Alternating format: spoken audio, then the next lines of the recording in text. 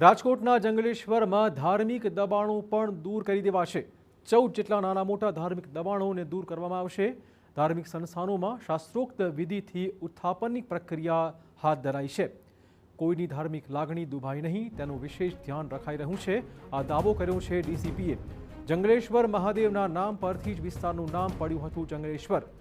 ગંગેશ્વર શિવલિંગનું પુનઃ સ્થાપન કરી શકાય તે માટે ઉત્થાપનની પ્રક્રિયા જોવા મળી રહી છે। શાંતિપૂર્ણ માહોલમાં કાર્યવાહી થતી હોવાનો પોલીસે દાવો પણ કર્યો હતો।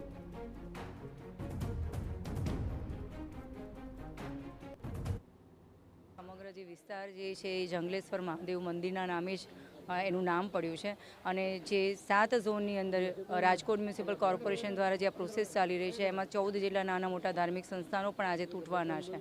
તો ધાર્મિક લાગણી કોઈને દુભાય નહીં અને વ્યવસ્થિત રીતે એનું અમે સ્થાપન કરી શકીએ એના માટે અત્યારે બ્રાહ્મણો દ્વારા શાસ્ત્રોક્ત વિધિથી એની મહાદેવની ઉત્થાપનની પ્રક્રિયા ગંગેશ્વર મહાદેવમાં હાથ ધરાઈ છે। જંગલેશ્વર વિસ્તારમાં આવેલ ગંગેશ્વર મહાદેવના શિવલિંગનું શાસ્ત્રોક્ત વિધિથી ઉત્થાપન કરવામાં આવ્યું હતું અને પછી શિવલિંગને ત્યાંથી લઈ જવાયું। આવનારા સમયગાળામાં શિવલિંગનું પુનઃસ્થાપન કરાશે। પોલીસનું કહેવું છે કે કાયદો દરેક માટે સમાન છે, કાયદાથી ઉપર કશું જ નથી। લોકો પણ કાયદાને માન આપી રહ્યા છે, એટલે જ આ કામ સરળ બની ગયું છે। બીજી બાજુ ધાર્મિક નિષ્ણાતો પણ કહી રહ્યા છે કે જો પ્રતિમાઓનું શાસ્ત્રોક્ત વિધિથી ઉત્થાપન ખૂબ જ જરૂરી હતું। ડિમોલેશન થાય તો આ બધું અહીંયાથી નીકળી જાય, ખબર પણ ન પડે અને જૂનું જે કાંઈ મૂર્તિનું આજે પ્રાણ પ્રતિષ્ઠા ચૈતન્ય શક્તિ એમને વિસ્મૃત થઈ જાય।